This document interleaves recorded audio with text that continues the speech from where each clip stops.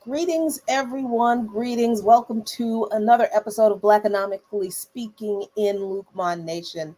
You're watching Lukman Nation, the most dangerous show on social media on Black Power Media. If that's where you're checking us out, Black Power Media is the most dangerous platform on social media, and I am really glad that you are joining us. No matter if you are joining us through Black Power Media, through Lukman Nation on YouTube, through Lukman Nation on Facebook, Twitter, wherever. Thank you so much for joining me. I am Jackie Lukman. Welcome to Lukman Nation. And as I said, another episode, a year-end episode of Blackanomically Speaking. All of the things that happened this year in 2022 that impacted Black folks' economics that we should probably continue to pay attention to as we go into 2023. So, thanks so much for joining me. Glad you could come and hang out with me. Let's see who is over here. Pamela Jones, Big Teal, Leah Boggs, uh, in Nonyama. I'm sorry, I just that's a hard one to pronounce. Thanks so much for hanging out, y'all, with me and our regular guest, Dr. Linwood Tauheed, our Blackanomic expert. We really appreciate you hanging out with us on your New Year's Eve before y'all go out, put on your fancy clothes, and get a little lit. I'm no judgment. You do that. Me, I got some pajamas and some college football waiting for me. But Dr. Tauheed, thank you so much for joining us again. How are you? I'm well, and I am happy to be here. Being on your program has been very wonderful. You have wonderful guests, listeners. You ask want great questions, intelligent questions. We have good dialogue, and I'm very happy to be here. Really glad that you are able to do this year in review because I was thinking, I wanted to do a show for the end of Mhm. the year and I didn't want to talk about me again because there's enough of that. There's everybody knows my situation. I'm cool. I'm tired of talking about it. But a lot happened this year that I think we would be remiss if we did not reflect on because I get the feeling that we're going to be seeing more of the kinds of issues that we dealt with in 2022 in 2023. So I'm just kind of wondering, what are your like top issues, the major issues in 2022 that you think had a significant impact, not just on Black economics, Mhm. certainly that's a part of it, but those issues that happened in 2022 that we would be wise not to forget about. Yes, yes. There is, of course, an arbitrariness to this end of year. I mean, we're in the Roman calendar, right? Hmm. So who says the Romans had a perspective on when things begin and end, right? But we are here in December. January is going to be a continuation of December. 2023 is going to be a continuation of 2022. That certainly is an African perspective. That there's a flow here. There's a river. There's no abrupt change from one time to another. And so we're going to flow into the new year with the problems that we had from the past year and the problems that we had from the year before. It would be nice to say that there are some things that have been solved, been some problems that we've done away with. But I'm not being a pessimist when I say that we are not at that point yet. And so in 2022, of course, the big issue that was covered the entire country was the issue of inflation economically, right? Hmm. And that that idea that when prices this year are so much higher than the prices were last year, we get a measure out of that we call a measure of inflation. And just to be clear, when we say that the inflation rate is 9.1%, which it was a couple of months ago, that means that prices for goods and services were 9.1% higher than they were the year before, a year, 12 months before. It's not like the prices just jumped up from one month to the next, but they were, those inflation numbers are a comparison to what prices were a year before.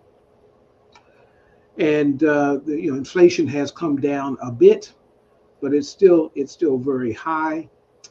It's even higher in Europe. So this is an international problem, and a lot of that discussion is missed. But it's even higher in Europe, and there's some things that are going on in the European economy causing its collapse that's going to reverberate and affect the U.S. economy in a way that it hasn't affected the U.S. economy yet. But the inflation rate, like the unemployment rate, another important economic measure, affects the Black community much harder than it affects the general community. Mm-hmm. And so the inflation rate, when it was 9.1%, was an inflation rate measured upon over a broad, what are called basket of goods. Mm-hmm. But the inflation rate in things that are very important for the Black community because of the income inequality, things like rent and food, were, Right. were much higher for the Black community than it was for the community at large. And so, the unemployment rate right now is 3.7%. Overall, for African Americans, is 5.7%. And so that unemployment rate for the Black community has, at least since the Great Depression of the 1930s, been 2 and 3 times at times higher than it is for the general community. So the economic situation in the Black community has in this country has always been more, well, not always has, well, in certainly in memory since 1930s, been a greater concern for the Black community than for the community at large. Mm-hmm. And a Quaker anarchist says that I'm so worried that we'll have major disruption in the coming months, along with Mm, El Nino starting. yeah. When you said just now the economic crisis in Europe Hmm. that is causing the collapse of the European economy. That's not how it's framed in Hmm. US media at all. They're not talking about a collapse of the European economy. US media, US corporate media will say, "Oh, Russia's economy is collapsing," which is not true. Yeah. Um, and they're trying to say that China's economy is about to collapse because of the rise in COVID cases Hmm. because they have eased their COVID restrictions, which Hmm. there's a whole nother story behind that. That of course you're not getting in corporate media, but we're not hearing from U.S. corporate media that Europe's economy is collapsing, and that's pretty terrifying because of what you said. To follow up with that, there will be reverberations that we will feel in the United States. So, can you expound on that a little bit more? Well, the European economy is taking a tremendous hit from the sanctions that have been put on Russia, oil and gas and fertilizer and wheat and metals and pretty much anything else that Europe was very dependent upon in terms of getting from Russia. And the Europeans had determined that since their territory was right next to Russia, it might be a good idea for them to trade with Russia. Mm, And then the U.S., of course, comes along and mandates to them that they stop that relationship. And their economies are falling into recession, probably into what we would consider depression. Now, oh, there's an official designation for a recession, that is 2 consecutive quarters of negative economic growth. There's no official definition for depression. And that's probably a political consideration because who wants to be the person who has to say we're in a depression, you know? Right. But the European economy is going to collapse. Germany is a good example. It was the largest European economy. It is deindustrializing. It's shutting off its industrial base because it doesn't have the energy to keep it going. That energy was furnished by Russian gas, and it stopped. It stopped, and then the U.S. has made sure it couldn't continue getting Russian gas by blowing up the Nord Stream 1 and 2 pipelines. And, You mean to tell me, Dr. Tauheed, that Russia didn't blow their own pipeline up? Come on. well, look, not even mainstream media is saying that the Russians blew up the pipeline. It's like we don't know who did it, you know. Okay, but you know, there was no evidence that would make any sense to even blame Russia. So the mainstream media is just acting like, well, you know, we don't know. There have been European politicians who have come out and said that no, it was the U.S. You know, thank you for nothing. You know, that Right. you blew up this pipeline, but it certainly means that the Germans. There were protests in Germany the week before the pipeline was blown up. Protests in Germany from German citizens were saying we need to get this gas and oil back. You know, our economy is collapsing. We need to get it back. And then the pipeline is blown up. So, okay, nothing we can do about that. No We're oil for done you. for. You know, and then the U.S. is, of course, attempting to take advantage of that, which was probably pre-planned by selling the Europeans gas, liquid LNG, liquefied natural gas at 6 times the cost that they had in their standard contracts with the Russians. They can't afford that. And so they are going into a winter, like already into a winter, Mhm. that is causing great consternation among the Europeans. But also, they are deindustrializing, and their unemployment rate is going up at the same time that Ukrainians are leaving Ukraine, heading to Europe to try to get asylum. And so they are in a deep pickle, if you want to say that. Now, the European Union, the EU, the Eurozone was the largest trading partner for the US as a whole. And each country, China is the largest country, but the European Union was the largest trading partner in total. And as their economy collapses, that trade will decline. They were buying lots of things from the US. If they're not able to buy those things because, well, they have to buy military hardware, you know, they have to buy that. But if they can't buy the other things that they would buy on a regular basis, that's going to cause a repercussion in the US economy and start a slowdown here, in addition to the slowdown that would be coming here because of the sanctions on Russian oil and gas and wheat and other kinds of things. The US is better situated to handle that than Europe is, but Europe is also, of course, very much connected to the US economy. And I do wonder, because I've been wondering this for a few weeks, um, as the corporate media has reported about how much money, how many billions of dollars in weapons Mm-hmm. and aid and whatever that they are sending to Ukraine, that they are Mm-hmm. really sending to their contractors, but it's going to Mm-hmm. the effort in Ukraine.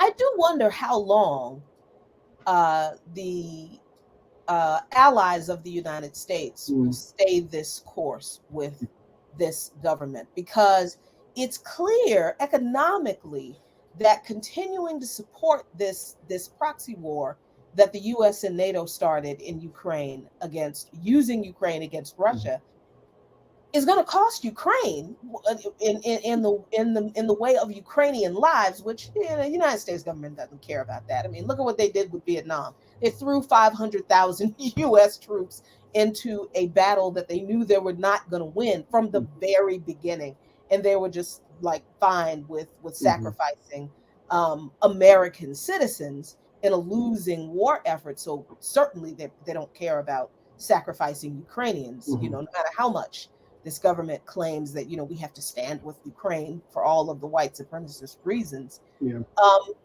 But I do wonder, as the pain becomes more tangible, more palpable, deeper for European Hmm. nations financially, Hmm.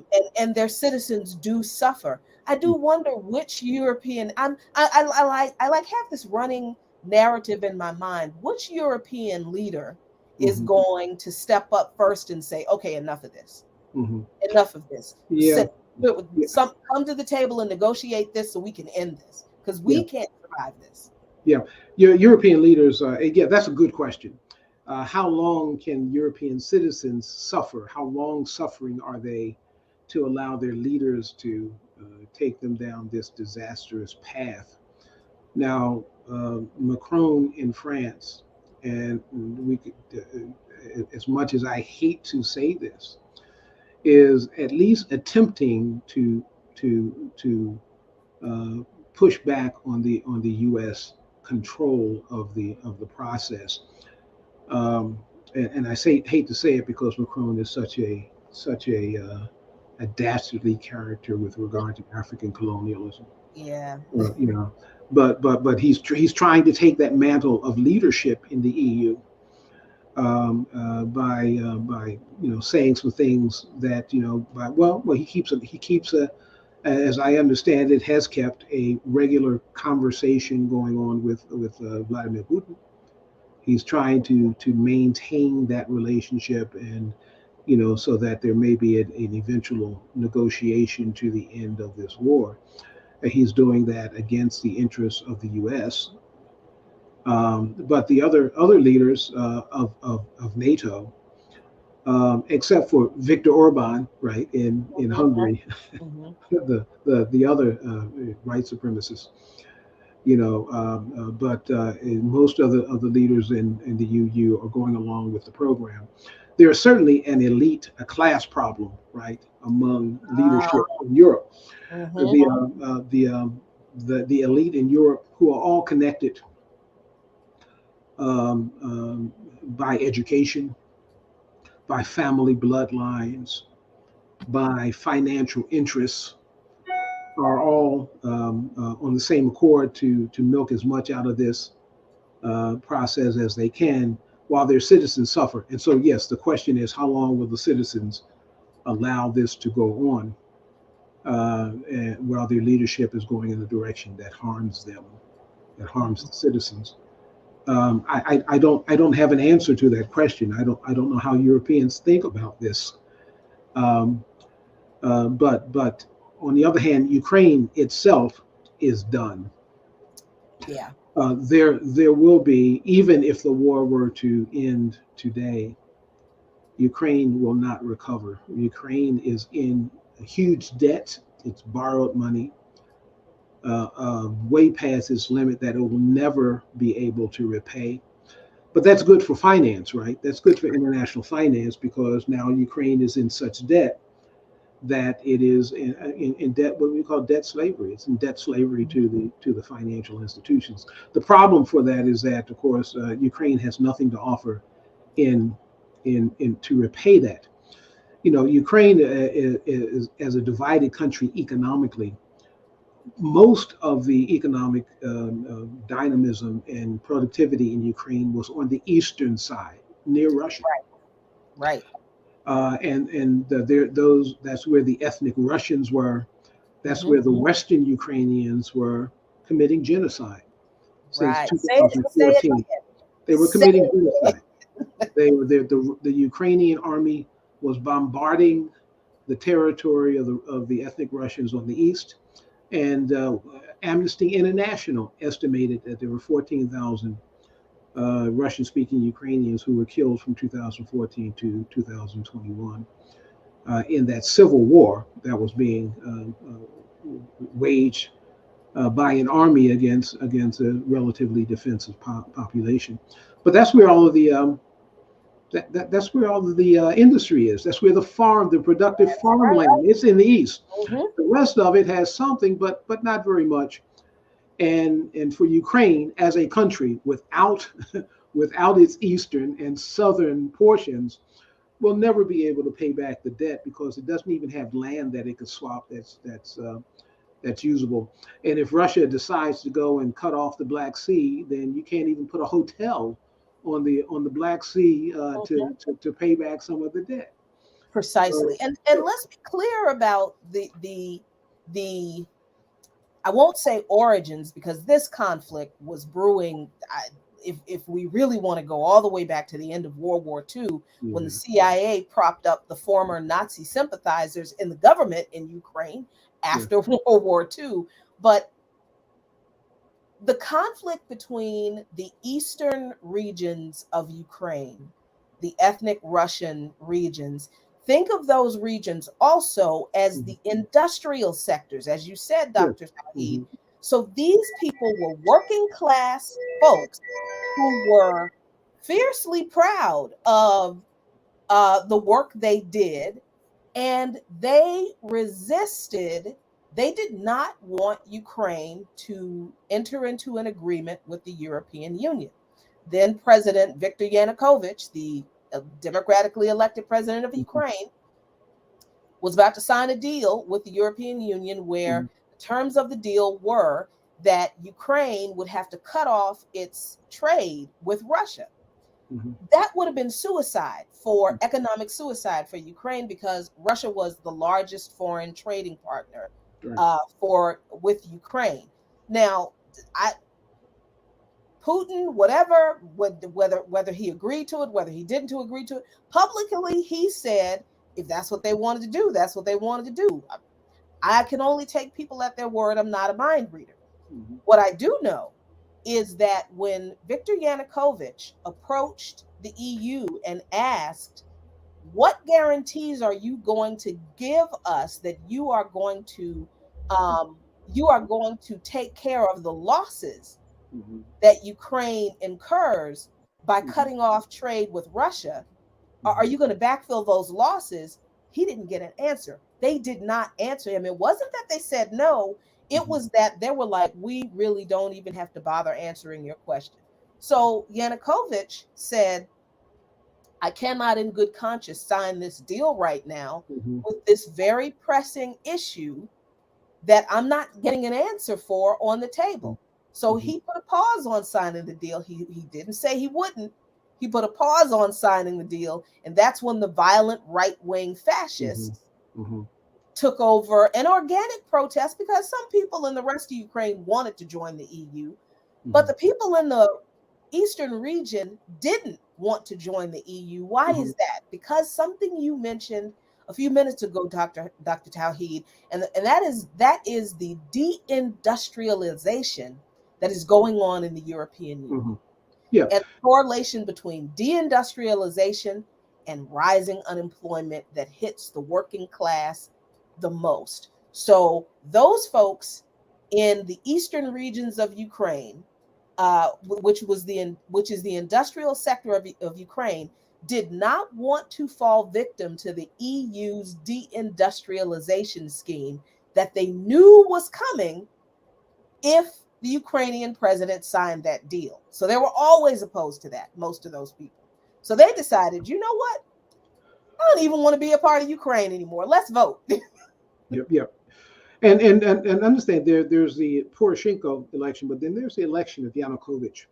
Hmm. Earlier to that, Yanukovych was elected as president. He was the one who was overthrown. There was the coup, Mm-hmm. the Maidan coup that overthrew him. He was elected on friendly relationships with Russia Right. platform. Now, if I remember the numbers in the eastern Ukraine, he got over 70% of the election. In the rest of Ukraine, he lost by I think 40%. But most of the population was on the east, and so he had a majority and became president. He was overthrown. He was friendly to Russia. He's overthrown. Poroshenko comes in, who is more antagonistic to Russia, but he can't get a good deal with the Mm-hmm. EU.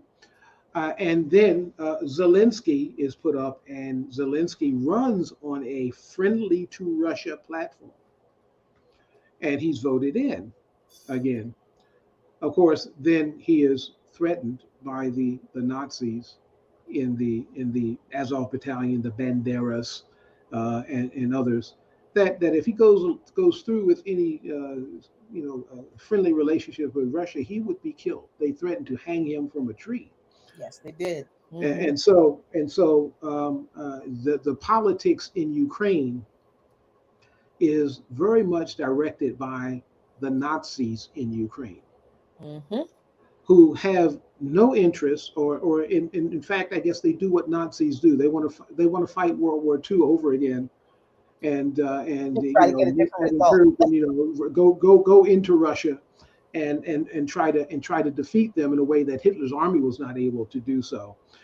And they have been supported. It's not a secret. They've been supported by the U.S. government in terms of funding well before Biden. Although Biden was VP when the funding started, 2014, with in the Obama administration.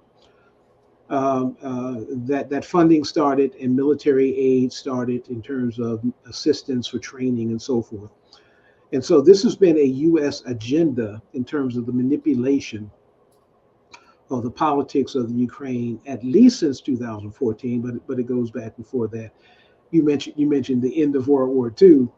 There's a movie called The Odessa Files. Oh, yes. Starred Hmm. John Voight, Hmm. right? And was Angelina Jolie's father. Yes. Stars him, where he's finding that there are still Nazis in Odessa who are trying to bring back the Third Reich. Nazism did not die in Ukraine. It didn't die anywhere else, Right. as a fact, but it has been very strong. In 2014, they got their opportunity to take control of the government, and the U.S. helped them to do that. And as far as the war is starting, there's the term that the U.S. is willing to use Ukraine as a proxy to the last Ukrainian. That's right. And so there's no caring about what happens to Ukrainian citizens in this war. It is all continuing an attempt to destroy Russia. It's not doing so economically. The Russian economy was reported to have been down by 2.5% in this year, in 2022. Now, it was estimated that the sanctions would bring the Russian economy down by 20%. It hasn't done that. They've had a slight downturn, but the U.S. also had a slight downturn in its economy at the beginning of this year. And the Russians are projecting that they will be back into the black, if you will, in 2023. That their economy has recovered, while Europe's economy is going into recession, at least a depression, probably. Mm. And just to put a cap on where did my story go? This story about the economic future of Ukraine. Volodymyr Zelensky has just signed an agreement with BlackRock to coordinate Ukraine investment. So for the foreseeable future, it doesn't matter how this conflict in Ukraine ends. Ukraine will be controlled by neoliberalism, and the people will suffer even after the last bullet stops flying. And that's what's being set up here. Well, think about how this is structured.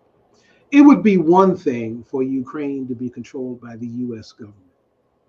Mm, At least there are elections every now and then where people can say, maybe I don't like this policy, we'll switch to a different policy.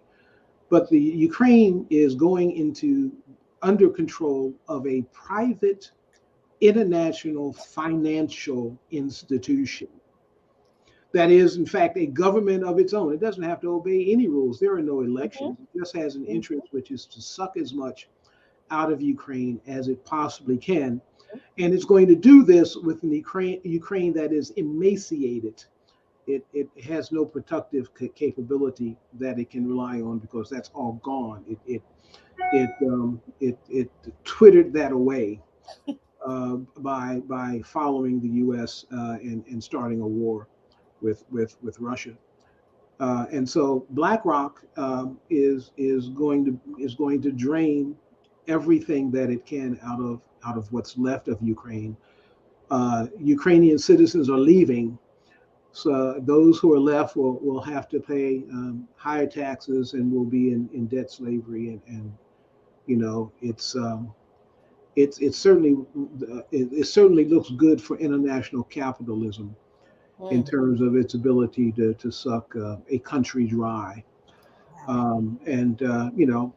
The fact that when the Russians' special military operation began in February, there was a lot of news that was out there about how Ukrainian refugees, as they were leaving Ukraine to go to Europe, how they were blonde-haired and blue-eyed, and they looked like us. The Europeans were saying. So there was a lot of outpouring of support for them. But as BlackRock sucks them dry and they begin to leave, I wonder if Europeans are going to realize that this is a setup situation for them. Mm. That they look exactly like the Ukrainians, and BlackRock doesn't care They if it don't- sucks them dry. Also, and they're moving into that vassalship, that colonial relationship with international finance and with the United States. This is I guess we can call it a reverse colonialism. Europe colonized the rest of Oh, the world, and now the U.S. And international are looking at them as colonies as well. And so wow. it doesn't matter whether you're blonde hair and blue eye, you are subject to be have the life sucked out of you also. And so the question that you've asked is how long will Europeans go for this? Europeans are generally better educated than Americans. They know a little more about history and these other kind of things. But how long will they suffer under this is an unknown. There's not an answer to that question that I can put forward. Definitely something to keep an eye on. What else did you think was noteworthy in 2022? Well, let me see. I certainly the economic. Let me have had written some things down on my notepad, and it Hey, just no. oh um, we've had this conversation before about the so-called progressives in the U.S. Mm, Around this Ukrainian situation. It was, things were. I was disappointed by the reaction of the so-called left to the Hillary Clinton failure to beat Donald Trump. You know, hmm. instead of realizing that Hillary Clinton probably would have had a good chance had she campaigned in Michigan. Had I mean, she how do just you how do you not campaign in Michigan when you're a Democrat? How do you not go there? when you're entitled and you think that you should be coronated into the presidency. That's Yeah, how. yeah. How do you lose Michigan as a Democrat? But she did, and Wisconsin, and a couple of other states, because she ran a horrible campaign, Hmm. and of course, then she blamed it on the Russians, right? The Russians helped Donald Trump. All of that information, like the brochure, I forget what it was called, the Steele dossier, but Oh, all of yeah, that has been thoroughly discredited. absolutely, But completely hogwash. But you find progressives who still want to hold on to the narrative that Hillary Clinton didn't lose because she was a horrible person. She lost because of Vladimir Putin. Hmm. And so, there's a continuation, and certainly in this year, of a great disappointment with those who call themselves progressives and those on the left, that they are, we have the war starting, and the narrative before the war starting in February was that there were Nazis in Ukraine, Hmm. and those Nazis were dangerous. And They and were I just need to point out really quickly, the presence and the problem of Nazis in Ukraine was reported by several mainstream corporate media outlets before February of this year. mhm, Now, you'd be hard pressed to find these articles now, right, but paranoid people like myself, we keep receipts, and you right, can find a lot of them that are archived in places like Fairness and Accuracy in Reporting, Black Agenda Report, mhm, Black Alliance for Peace. I just holla. I'll get them to you yeah, if yeah. you want to know. Yeah, and I've mentioned on this program before that listening. I was listening to a progressive radio host on Sirius XM 127 Progress, someone that I listened to a bit, and he was talking about the fact that he had gone to Ukraine a long time ago, right? And had Mhm. met some Nazis who had fought in Hitler's army. And then he says, and then I've also observed these neo Nazis. And he made the comment that, these neo Nazis are not real Nazis. Oh my God. And I wanted to call in. I didn't. I knew I couldn't get in then, but I have called back sometime afterwards to let him know that. Well, to you, these Nazis, the real Nazis and the fake Nazis may not be a problem for you, white commentator, but they're a problem for me. Yeah, for Yeah, exactly. So it doesn't matter whether and so the black community has to there's a reckoning that has to occur within us within our community of how we think about those who call themselves progressives Mm, who are willing to turn to either deny that Nazis are real Nazis in Ukraine or admit, yeah, they're Nazis, but they're Nazis everywhere, so no big deal, and are willing to, just allow the Nazis to skate, if you will, to give them a bye. And the black community has to have it. We need to have a discussion about what it means to be anti-Nazi if you're calling yourself a progressive. mhm. You know, and there are a couple of things that have happened.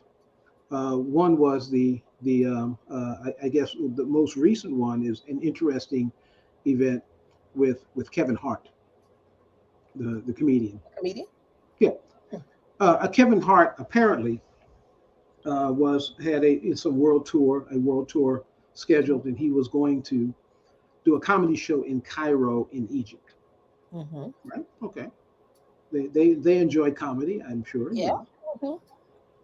Apparently he had made a statement not recently, but maybe sometime in the past that Egyptians were Africans, that they were black. And when he announced that he was having a show in Cairo, there were, quote, Egyptian nationalists who were outraged about that statement. There was one tweet from an Egyptian who said that Egyptians are not Africans, and I'm saying, have you looked at the map lately? You're You know, like right. and so you have comedians now, who are being accosted because they're wanting to confront or have at some time confronted white supremacy, and even people who are what might be considered people of color, in some places are confronting it because they don't want to deal with their Africanness. Mm. They'd rather be seen as white Egyptians with dark skin, Anything but African. anything.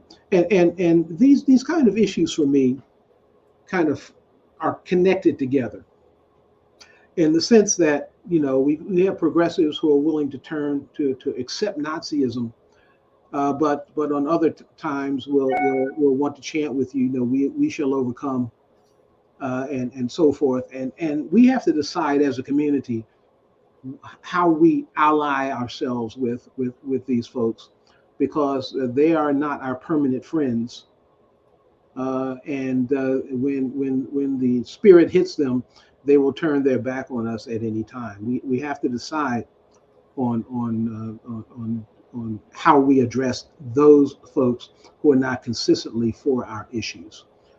And I'm glad to see it. I'm glad to see it happening in with a comedian, with someone who has a voice, who has said, "Well, I'm not going to let them cancel me," like doing the Dave Chappelle thing. I'm going to speak my truth, and they have lots of followers. And if people are upset that Kevin Hart is being that Egyptians are trying to cancel Kevin Hart, then it brings an opportunity for education for why that's happening. And I saw I don't know if it was a tweet or a part of the comment that he made, and I didn't understand the context in which he made it because I didn't know Mm-hmm. about all the rest of this. But Mm-hmm. basically, he said, um, white Egyptians or something or other like that didn't build the pyramids. Yeah. My ancestors built the Right. pyramids, Right. and it's like, huh, that's interesting. But this brings me to the discussion about, or not the discussion, but this Hakeem Jeffries popped up in my head when you talked about the need for Black people to have a reckoning with progressives and Yes. who we call progressives, who we put in the progressive camp, and what we expect of them. Because I feel like Hakeem Jeffries is like that Frankenstein monster of an Mm-hmm. example of this very issue. Here is a Black man who spoke at a pro-Israel event. I'm sure it was sponsored by APAC, in Mm-hmm. which he intones the the energy of George Wallace in saying to a crowd of rabid Mm-hmm. pro-Israel Zionists, Mm-hmm. Israel today, Israel tomorrow, Israel forever. Mm-hmm. And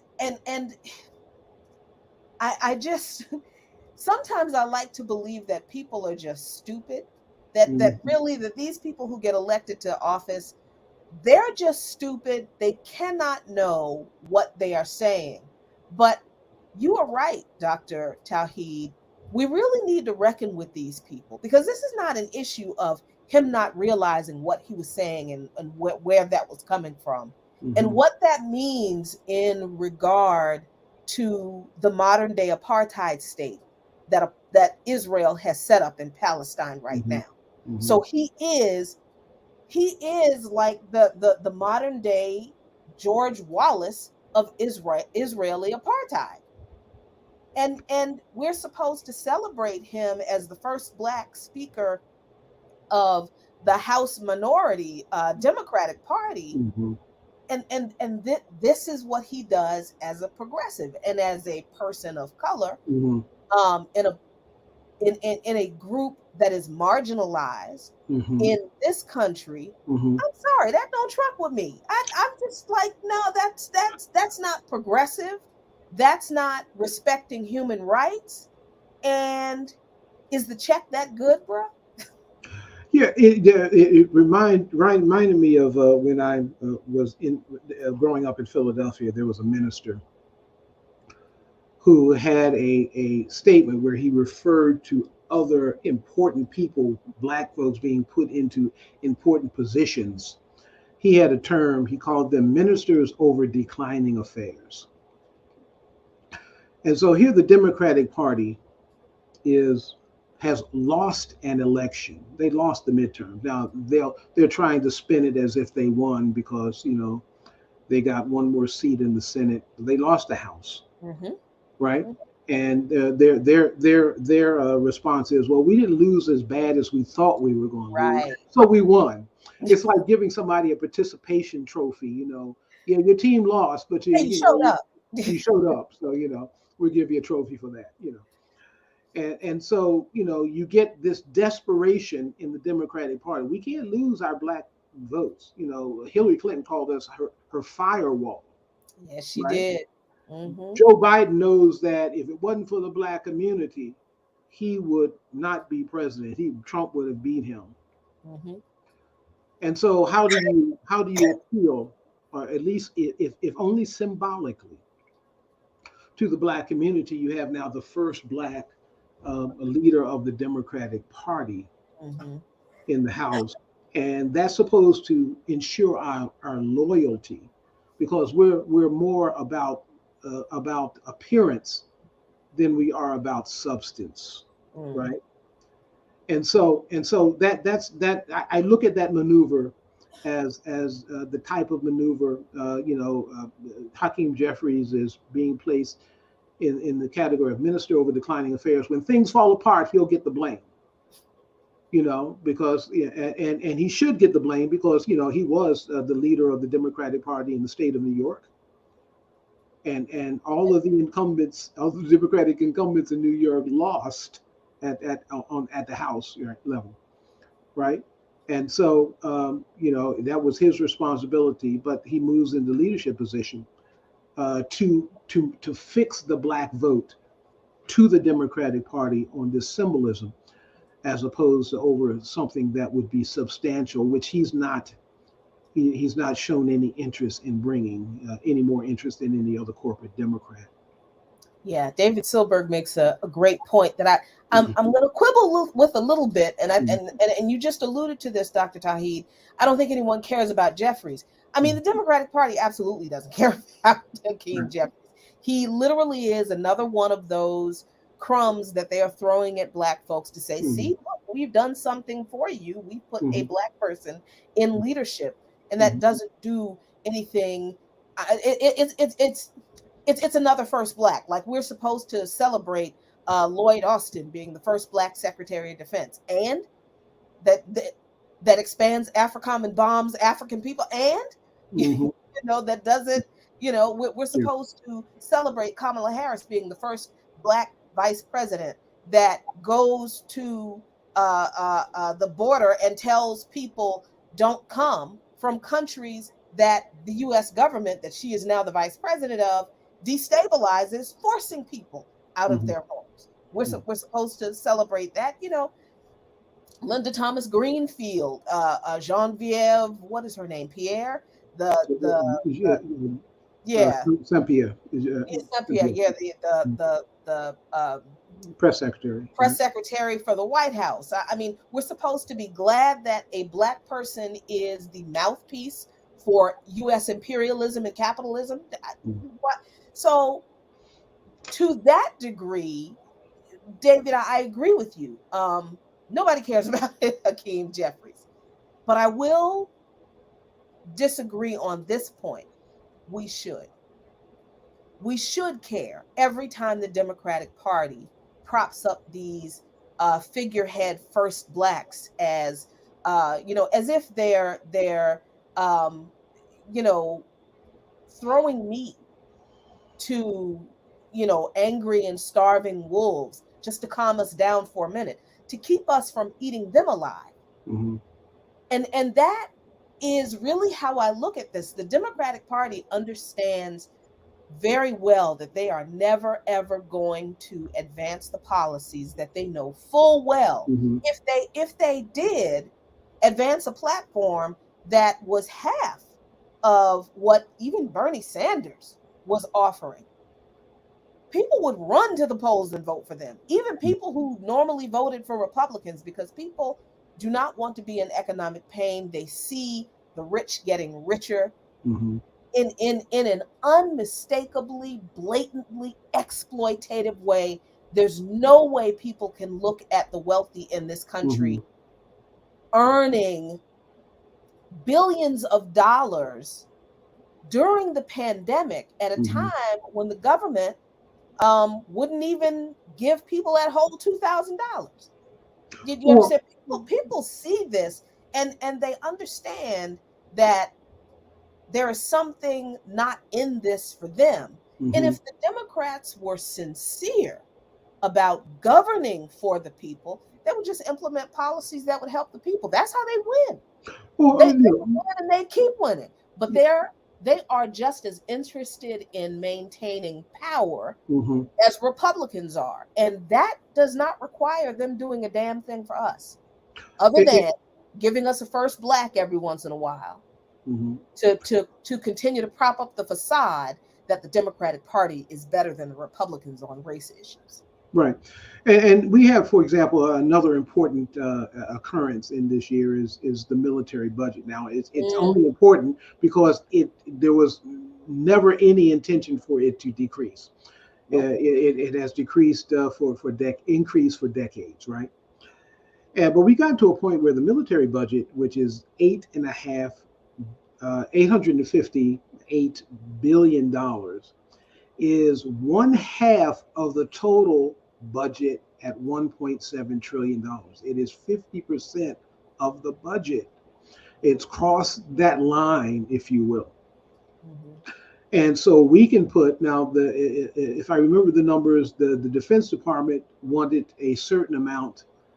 The Democrats wanted to increase that by 25 billion, and then it was increased by another 46 billion. So that's how we got to 858. Now, so the budget is even higher than the Defense Department asked by many tens of billions of dollars. Whereas the extension of the earned tax credit, which brought 40% of children in poverty out of poverty, right? It Mhm. was a pandemic relief program, is discontinued, and that would only cost $12 billion a year to implement, to keep those 40% of children who are in poverty from going back into poverty. We can't get 12 billion, but we can get, if an estimate, another 60 or 70 billion added to the defense budget, where the Defense Department has failed its Yep. last six audits Mhm. and can only account for about half of the money that it receives every year. It does, the rest of it they don't know where it goes. It just goes somewhere.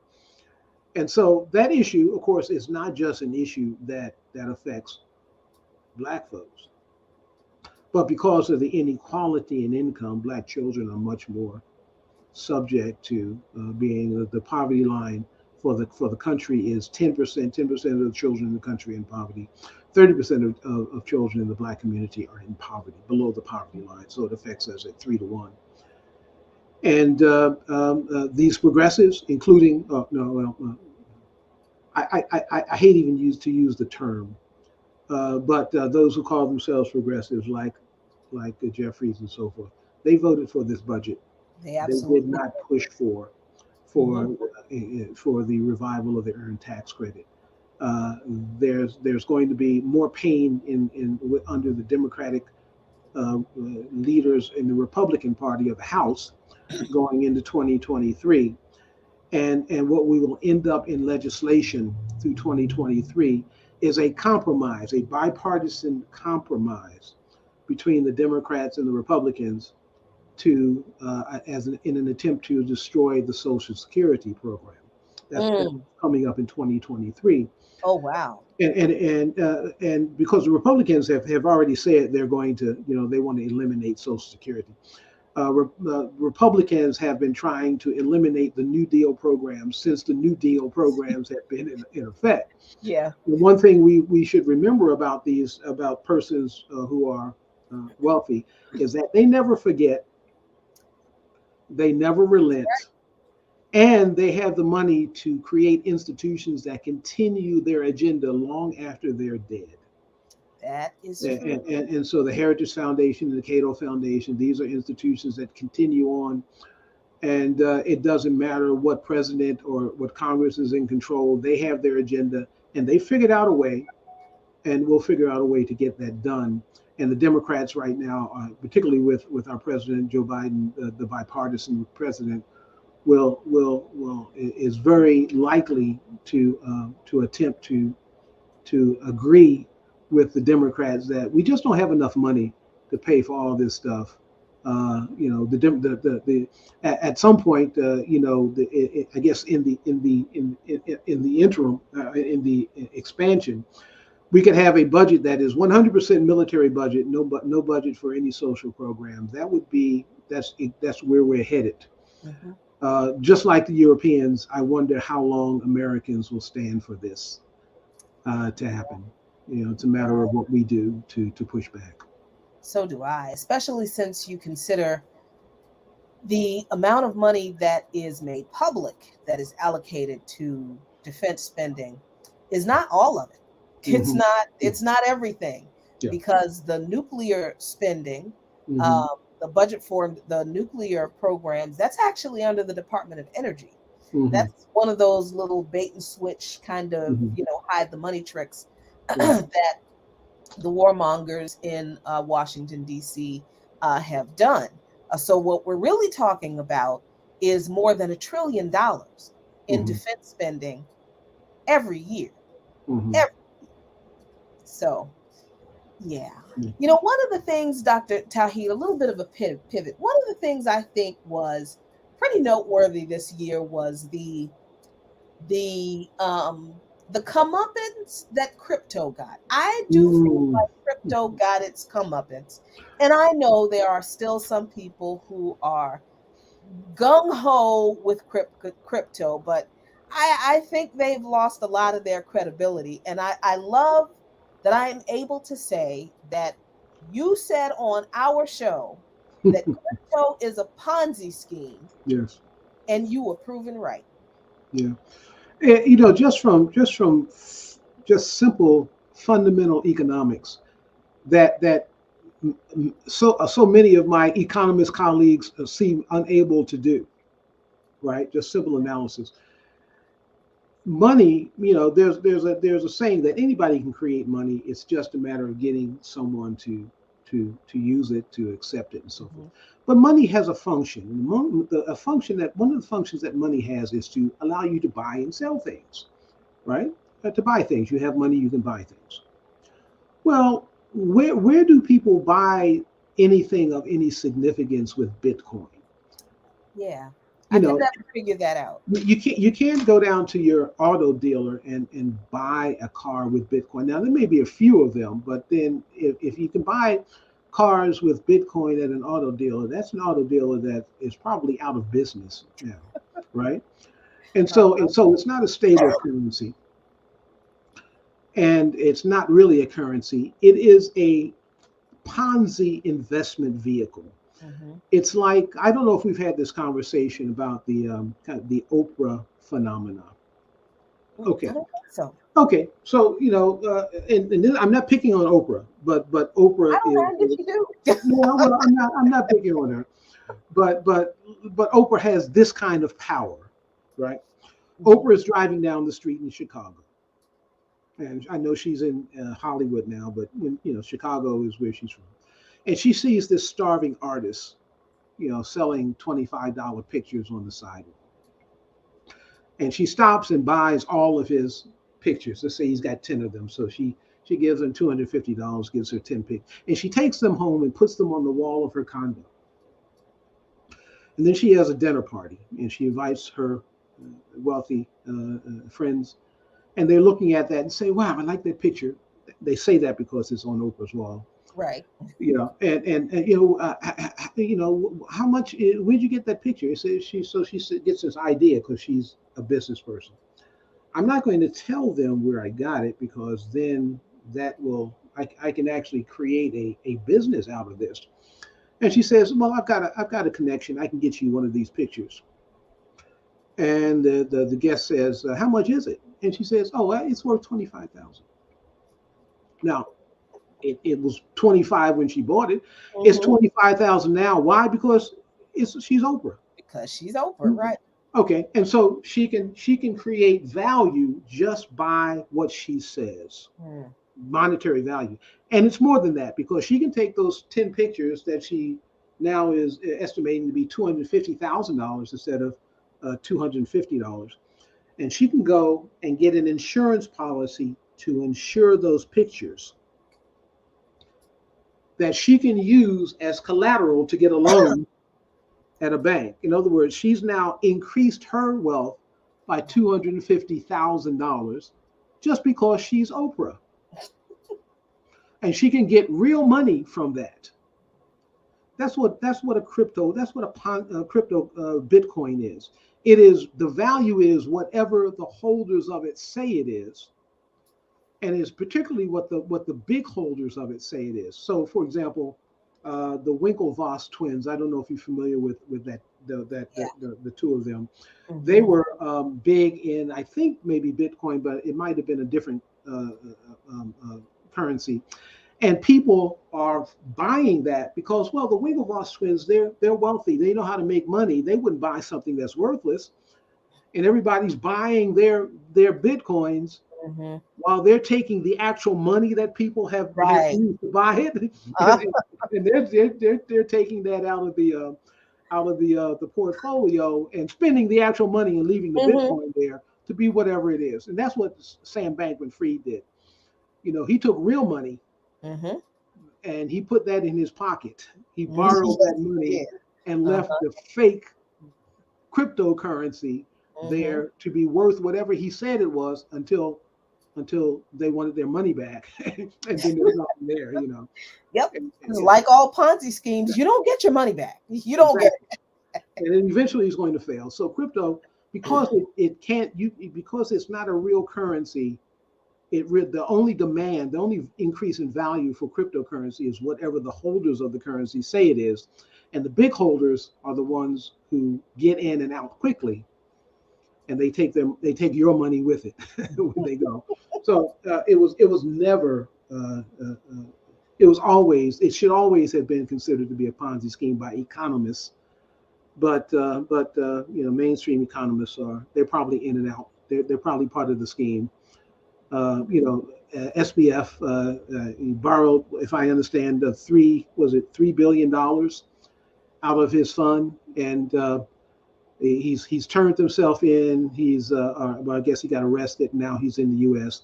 and he's still doing interviews, as I understand. And no interviewer has asked him, "Where is that $3 billion? What did you do where with it?" those people's money at. Yeah, he says he's got 100,000 in the bank, and nobody's asked him. But you borrowed $3 billion. Right. Where did it go?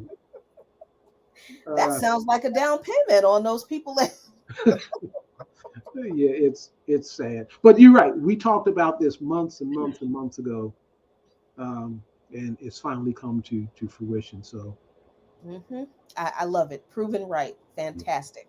I actually stumbled upon this story today.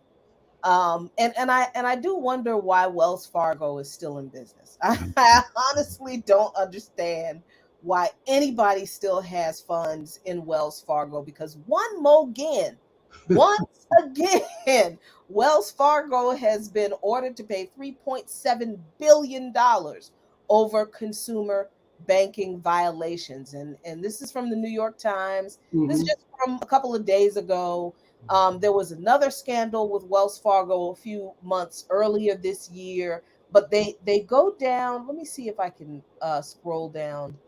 Oh, it's not in this article, but there's somewhere where there is like a running list of hmm all of Wells Fargo's violations right. against consumers since 2017.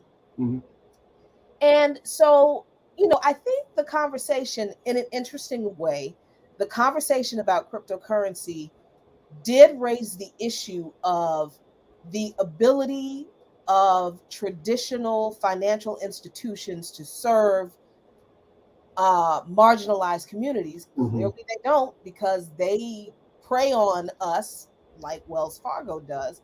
But then, what is the alternative hmm for us if we can't trust the banks? We certainly don't have enough money to be gambling what money we have on the stock market when eggs cost $6 a carton. And the price of orange juice, somebody said a little bit earlier in the chat, the price of orange juice has doubled. hmm Most people don't have extra money to be hmm gambling on the stock market. hmm And we can't trust banking institutions because they're going to rip us off too. But what is there left for folks, for us folks, Dr. Tauheed? Well, what's left is something that has been in play for decades, that we call local currency, right? The idea that communities, or community currency, right? Google either of those terms. Communities can create their own currency to formulate their own, to be in control of at least some part, of their own economic development. Now, here's an example. Um, there is a currency called a Berkshire. Hey, say that again.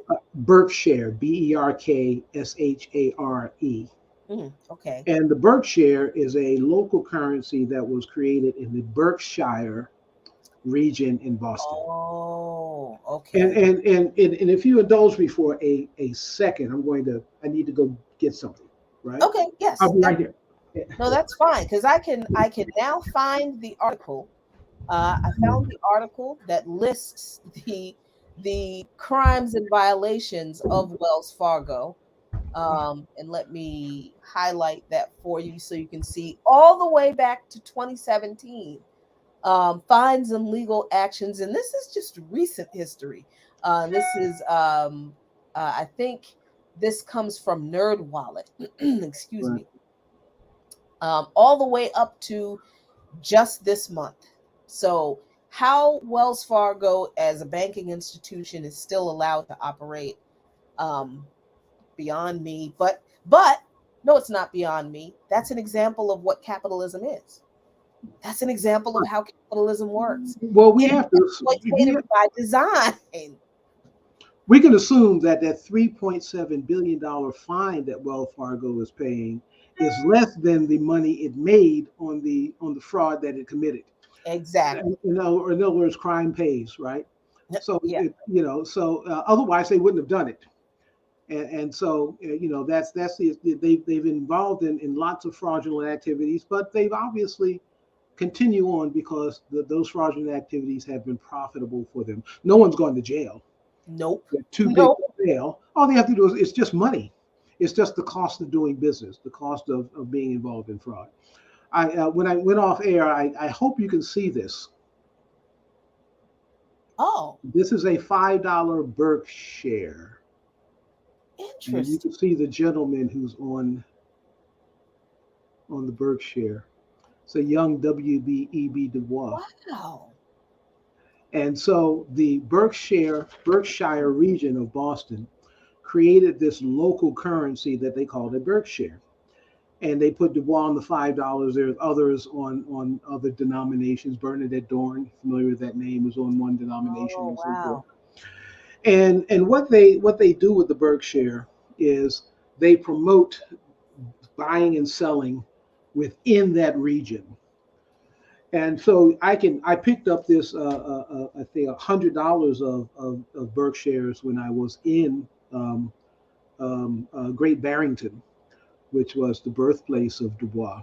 Some Mhm. years ago, I picked up $100 of these, and I got the $100 for $90. So I got Huh. $90 gave me Mhm. $100 in Berkshires, and I then was able to use some of these Berkshires in the local restaurants that would take a $5 Berkshire and give you $5 worth of food, restaurant, and so forth. Nice. And so that encourages a couple of things. One, it encourages support for local businesses. So it keeps the money within the community, right? And in Black communities, there certainly is a problem that we spend outside of our community. And one of the reasons that we say we do that is we get more value outside of our community than inside. The prices are sometimes higher. But with a local currency, we can equalize that process and incentivize customers in a community to buy in a community and begin to develop that community business. So that's one solution. Now that's a kind of a local solution, but this process is very alive and well in various areas in Europe, and I suspect that with the economy going, the issues it's going to have, you'll see more and more local currencies coming up in Europe, because countries in Europe being under that are part of the EU are constrained in their ability to create money Mm. to address local economic issues. For example, you've got young people who are unemployed. You've got things you need them to do. If you can't get a euro from the European bank, you can't hire them to do that work. And Mm. so many communities have decided to create their own currency to hire their young people to do work, and that currency flows within the community, and the European Union has no control over it because it's a local currency. I mean, Oh, that's just one technique. It has to be it has to be combined with lots of solidarity, lots of understanding about our responsibility to each other, how we create caring communities, and so forth. I'm responding to a paper that's being written by one of my colleagues, and this is her kind of area of expertise. Her name is Jessica Gordon Nimhart. You may know Professor Nimhart. But the idea of cooperatives, community caring communities, and community cooperative communities is something that she has taken an expertise in, and it's definitely something that goes back to some of Du Bois' early thinking and other black economists and black political economists for a way. So part of our understanding this is a process of educating our community that there are alternatives to this system, right? And you don't have to start on a national level. You can start in your own community, but we need to start that work, because the ability of this economy to support us, even at the low level that we have been supported in the economy, that ability is dwindling, mhm. right? Yeah. And so we're going to have to become more and more self-sufficient, which we should have been doing anyway, but we're kind of being forced into it. And we Yeah. need to have techniques that we can use to get us to where we need to be to sustain us. Yeah. But we've Definitely. known this. Yeah, you're familiar with the idea of isusu. Oh, absolutely. Yeah. These are techniques that we have in our cultural history that we've forgotten, Hmm. that we need to resurrect in order to for our survival. And And and, I, and yeah, I definitely want to get into some of those things a little bit more in the coming months, because Mhm, I've always wanted to have a conversation with an actual economist, with an actual money person about the mechanics of these things like susus and mhm, collective economics, and mhm, how they, how they can be done, how why they would work, how they couldn't work, all that kind of mhm. stuff. So I think we should get into that in the coming months. But we got a few minutes left, so I'm gonna leave the last words to you, Dr. Tauheed. I think I guess just continuing on with just what we talked about. There is certainly there's uh, I think I may have mentioned a comment from Dr. John Henry Clark. He was asked by an interviewer why Black folks are not more united, Mm-hmm. and his response was a response that well, Dr. Clark was always thoughtful, but was perhaps distressing. His response was, "We haven't suffered enough." Yep. You know, Mm-hmm. now the idea that we haven't suffered enough is very distressing. What do we have to suffer as a community before we will realize that we all in the same boat? That ain't nobody coming to save us. We all we got. How but I think the eruptions that are occurring in the world economy, catalyzed by things that the so-called captains of industry and finance are doing, are going to cause such a disruption in our lives that we hopefully will get to a point and say, well, we suffered enough. We Mm-hmm. need to come together to address our issues. And it's not a simple thing. This is complex. But we've talked about politics, national versus local. And Mm-hmm. I think all of this starts on a local basis. I think that the dealing with it on a national basis is too much. But Mm-hmm. local communities have the ability to address these issues, even on a small basis. And then we need to connect ourselves to each other so that we have a network of solutions and so forth. I think we're going into a very, very dangerous time, and we have to have our unity around. well, we have to have the unity that allows us to formulate solutions and implement solutions in order for us to survive. White folks are having it bad, so we are really suffering. When they get a cold, we get pneumonia. Exactly. Hmm. Yeah. So this system is definitely showing that it doesn't care about the poor. Certainly doesn't care about persons of color, and it doesn't care about black folks even less. Hmm.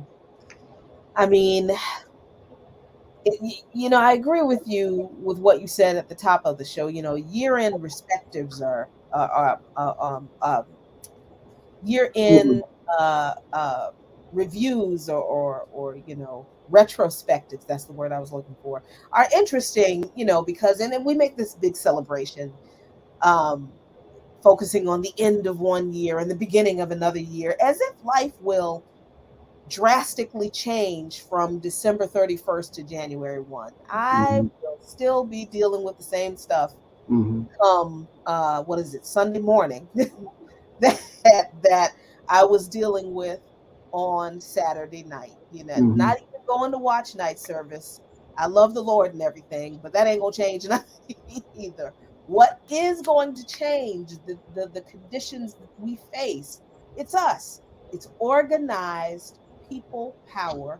It is people getting in organizations. It is people engaging in political education to understand the material conditions we all face, to have solidarity among our class, to identify and roundly and brutally excoriate the class collaborators against people in our class traitors and our class enemies. Yes, I mean those black folks who do that, and to fight in solidarity, including international solidarity, to end capitalism and imperialism.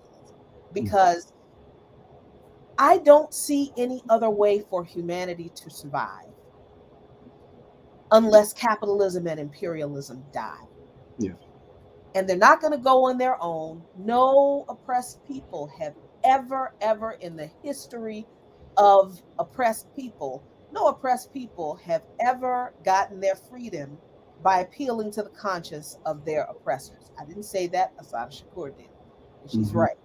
So all this idea about us making nice with the progressives and maybe we can vote the right people in, and maybe they're going to do right this time. I think it's time for us to disabuse ourselves of that Mhm. delusion Mhm. and to be serious about fighting for a different system, a better system, a system of socialism for for the survival of humanity, because capitalism is not about the survival of humanity. It exists to exploit humanity.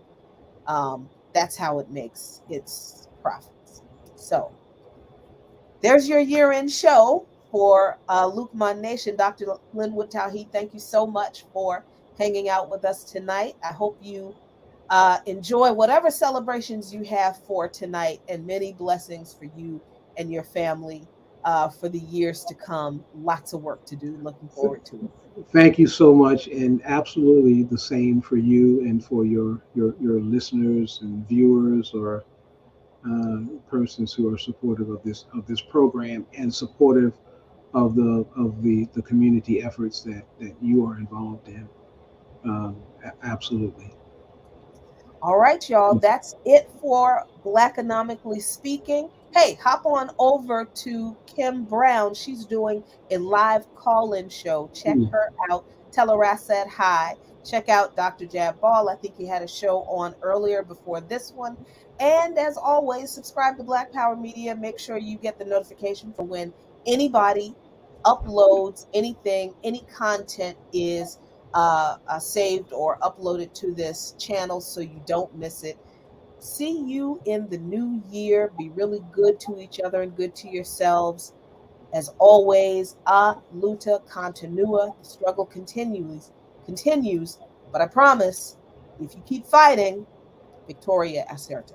Victory is certain. Peace.